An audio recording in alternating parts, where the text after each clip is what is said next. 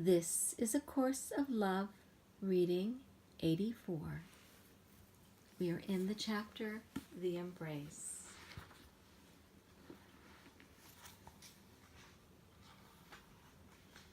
I am alive, and you do believe this, or you would not be here.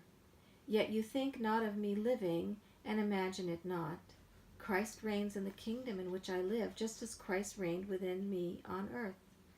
In the cave on this earth where my dead body was laid, the Christ in me returned me to the embrace. The singular heartbeat of the man Jesus no longer sounded.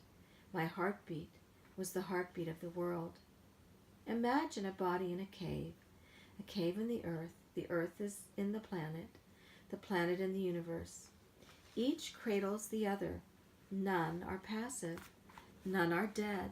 All share the heartbeat of the world and are at rest within each other, within each other's embrace and the embrace of God's love. God's creation, God's heartbeat.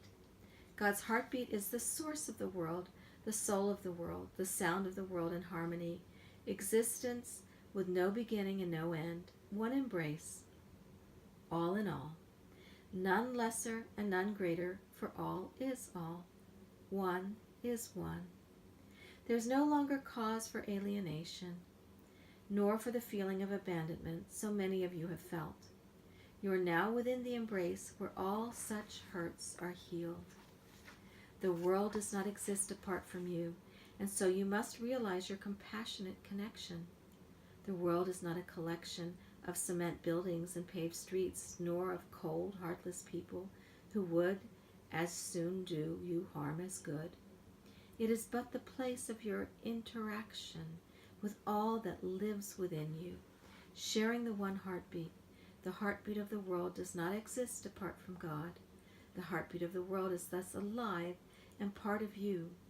This heart connection is what we seek to return you to. This realization that the world is not a thing, as you are not a thing. Your identity is shared and one in Christ. A shared identity is a quality of oneness. A shared identity is one identity. When you identify with Christ, you identify with the one identity. When you realize the oneness of your identity, you will be one with Christ. Christ is synonymous with oneness. Who could be left out of the embrace? And who from within the embrace would be separate and alone? Have you never felt as if you would wrap your arms around the world and bring it comfort if you could? This you can do. Not with physical arms, but with the arms of love. Have you never cried for the state of the world as you would for one small child in need of love? Has the world then not lost its thingness? And has it not as well lost its personalness?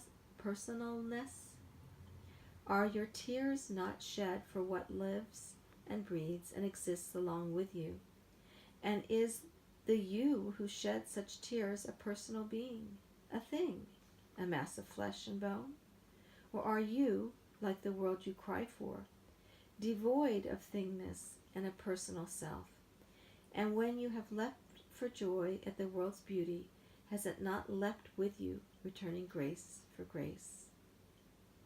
It is impossible to have a concept of wholeness, of all, and for it not to exist. And how could it exist apart from you? Oneness with Christ, dear brother and sister, is nothing more than this concept realized, and also nothing less. And so have we completed reading 84. Enjoy today.